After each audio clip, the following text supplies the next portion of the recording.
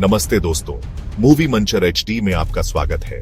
आज हम बात करेंगे एक बहुत ही दिलचस्प और अनोखी मूवी के बारे में, मिराई 2025। ये मूवी टाइम ट्रैवल, पारिवारिक रिश्तों और जापानी पौराणिक कथाओं का एक खूबसूरत संयोजन है जो आपको यकीनन पसंद आएगी। तो वीडियो शुरू करने से पहले कृपया लाइक बटन दबाइए, सब्सक्राइब करिए और बेल आइकॉन प्रेस करके नोटिफिकेशंस ऑन कर लीजिए ताकि आपको हमारे सारे लेटेस्ट वीडियोस मिल सकें। मिराई 2025 एक जापानी एनिमेटेड मूवी है जो टाइम ट्रैवल और पारिवारिक बंधनों के कॉन्सेप्ट को एक्सप्लोर करती है। इस मूवी की कहानी एक छोटे से लड़के कुन के इर्द गिर्द घूमती है जो अपनी नवजात बहन से ईर्ष्या महसूस करता है।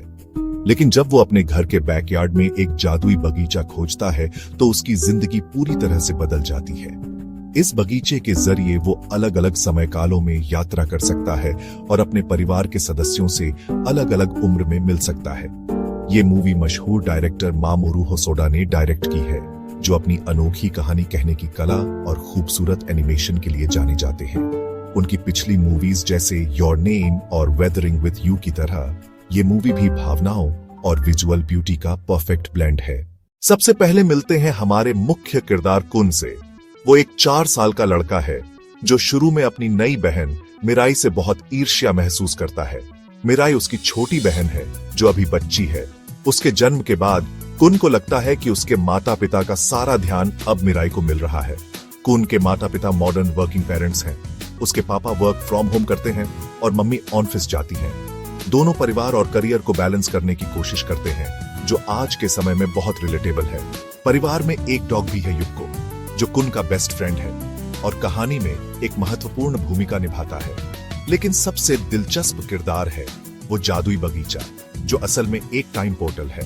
इस बगीचे के जरिए कुन अलग अलग समय कालों में जाता है और अपने परिवार के सदस्यों से मिलता है। सबसे खास है भविष्य की मिराई, जो एक किशोरी है और कुन को गाइड करती है। वो कुन को सिखाती है कि पारिवारिक रिश्ते कितने महत्वपूर्ण होते हैं। कहानी की शुरुआत होती है जब कुन का परिवार एक सामान्य, खुशहाल जीवन जी रहा होता है। लेकिन जब मिराई का जन्म होता है तो कुन की दुनिया पूरी तरह से बदल जाती है। उसे लगता है कि अब वो ध्यान का केंद्र नहीं रहा। कुन बहुत ईर्ष्यालु और निराश महसूस करता है। वो नखरे दिखाता है, रोता है और अपने माता पिता से ध्यान मांगता है। एक दिन जब वो बहुत परेशान है तो वो अपने घर के बैकयार्ड में जाता है। वहां उसे एक रहस्यमयी बगीचा दिखता है जो पहले कभी नहीं था। इस बगीचे में वो एक अजीब और जादुई अनुभव करता है। अचानक उसे एहसास होता है कि ये कोई साधारण बगीचा नहीं है, बल्कि एक टाइम पोर्टल है जो उसे अलग अलग समय कालों में ले जा सकता है। जब कुन पहली बार इस पोर्टल में प्रवेश करता है तो उसे एक बिल्कुल अलग दुनिया दिखती है। वो अतीत में यात्रा करता है और वहां उसे अपने परिवार के सदस्य मिलते हैं, लेकिन अलग अलग उम्र में। यह अनुभव उसके लिए बिल्कुल नया और रोमांचक है। वो अपनी मां से मिलता है जब वो छोटी थीं, अपने पिता से मिलता है जब वो जवान थे। ये मुलाकातें उसे एहसास कराती हैं कि हर परिवार के सदस्य का अपना संघर्ष और कहानी है। इन अनुभवों के जरिए कुन धीरे धीरे समझने लगता है कि पारिवारिक रिश्ते कितने जटिल और खूबसूरत होते हैं। हर व्यक्ति का अपना दृष्टिकोण और अपनी चुनौतियां होती हैं। जब वो वर्तमान में वापस आता है तो वो थोड़ा अलग महसूस करता है। उसे लगता है कि शायद वो मिराई के बारे में गलत सोच रहा था। सबसे महत्वपूर्ण मुलाकात होती है जब कुन को भविष्य की मिराई मिलती है। वो अब एक किशोरी है, स्मार्ट, आत्मविश्वासी और परिपक्व। भविष्य की मिराई कुन को समझाती है कि वो कितना भाग्यशाली है कि उसकी एक बहन है। वो उसे बताती है कि भाई बहन का बंधन जीवन में कितना खास होता है। मिराई कुन को सिखाती है कि ईर्ष्या स्वाभाविक है, लेकिन परिवार का प्यार और सहारा सबसे महत्वपूर्ण है। वो उसे बताती है कि माता पिता का प्यार बंटता नहीं बल्कि बढ़ता है। वो कुन को समझाती है कि उनके माता पिता कितनी मेहनत कर रहे हैं दोनों बच्चों को बराबर प्यार और ध्यान देने के लिए। ये सबके लिए एक चुनौतीपूर्ण दौर है। इस बातचीत के बाद कुन में एक बड़ा भावनात्मक बदलाव आता है। उसे एहसास होता है कि वो स्वार्थी व्यवहार कर रहा था। कुन का चरित्र विकास इस मूवी का सबसे खूबसूरत हिस्सा है। वो एक ईर्ष्यालु, स्वार्थी बच्चे से एक परिपक्व और समझदार भाई बनता है। वो समझ जाता है कि परिवार में हर सदस्य की अपनी भूमिका होती है और सबको सम्मान और प्यार करना चाहिए। कुन में मिराई के लिए एक सुरक्षात्मक भावना विकसित होती है। उसे एहसास होता है कि बड़ा भाई होना एक जिम्मेदारी है। बोझ नहीं। इस बदलाव के साथ परिवार में शांति और सद्भाव बहाल हो जाता है। कुन अब सक्रिय रूप से मिराई की देखभाल में मदद करता है और माता पिता का सहारा बनता है। इस मूवी में जापानी संस्कृति और पौराणिक कथाओं का बहुत खूबसूरत इस्तेमाल किया गया है।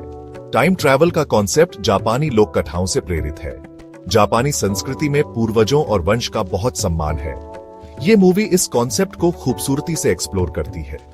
मूवी दिखाती है कि कैसे हर पीढ़ी अपनी बुद्धिमत्ता और अनुभव अगली पीढ़ी को देती है। यह एक निरंतर चक्र है।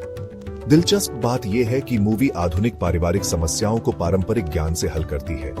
टाइम ट्रैवल गार्डन असल में एक आध्यात्मिक स्थान है जो परिवार के भावनात्मक जुड़ाव का प्रतिनिधित्व करता है।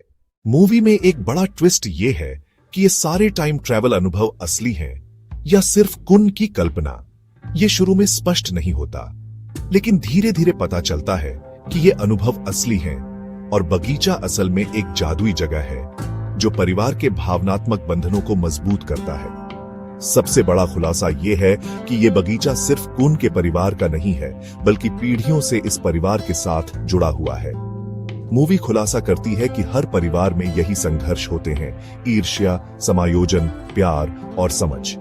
यह एक सार्वभौमिक मानवीय अनुभव है।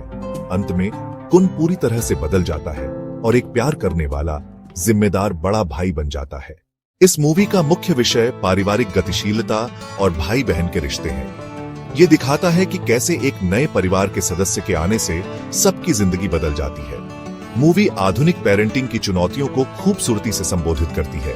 वर्किंग पेरेंट्स, टाइम मैनेजमेंट और कई बच्चों को बराबर ध्यान देना। कुन की भावनात्मक बुद्धिमत्ता का विकास मूवी का मूल है। वो सहानुभूति, धैर्य और बिना शर्त प्यार करना सीखता है। टाइम ट्रैवल यहाँ यादों और पारिवारिक जुड़ाव के लिए एक रूपक है। ये दिखाता है कि पारिवारिक बंधन समय से परे होते हैं। मूवी का संदेश सार्वभौमिक है। पारिवारिक प्रेम, समझ और विकास हर संस्कृति में एक जैसा होता है। मूवी की एनिमेशन क्वालिटी असाधारण है। हर फ्रेम खूबसूरती से तैयार किया गया है और भावनाओं को पूरी तरह से दर्शाता है। रंगों का उपयोग बहुत सोच समझकर किया गया है। वार्म कलर्स पारिवारिक प्रेम के लिए, कूल कलर्स रहस्य के लिए और ब्राइट कलर्स आशा के लिए। डायरेक्टर ने सिनेमैटिक तकनीकों का शानदार उपयोग किया है।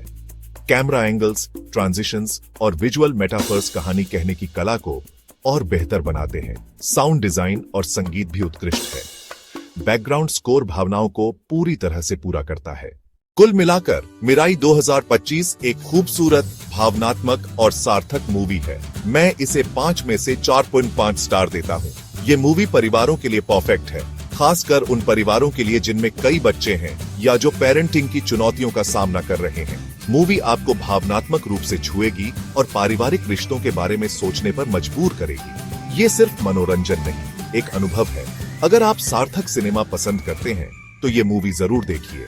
ये आपको हंसाएगी, रुलाएगी और परिवार का मूल्य समझाएगी। अगर आपको ये वीडियो पसंद आया तो कृपया लाइक बटन दबाइए और चैनल को सब्सक्राइब कर दीजिए। कमेंट्स में बताइए कि आपको ये मूवी कैसी लगी और आप कौन सी मूवी के बारे में अगला वीडियो चाहते हैं। मूवी मंचर HD पर आपको लेटेस्ट मूवी रिव्यूज, एक्सप्लेनेशंस और एनालिसिस मिलते रहेंगे। बेल आइकॉन प्रेस करना मत भूलिए नोटिफिकेशंस के लिए। मिलते हैं अगले वीडियो में, तब तक के लिए बाय बाय।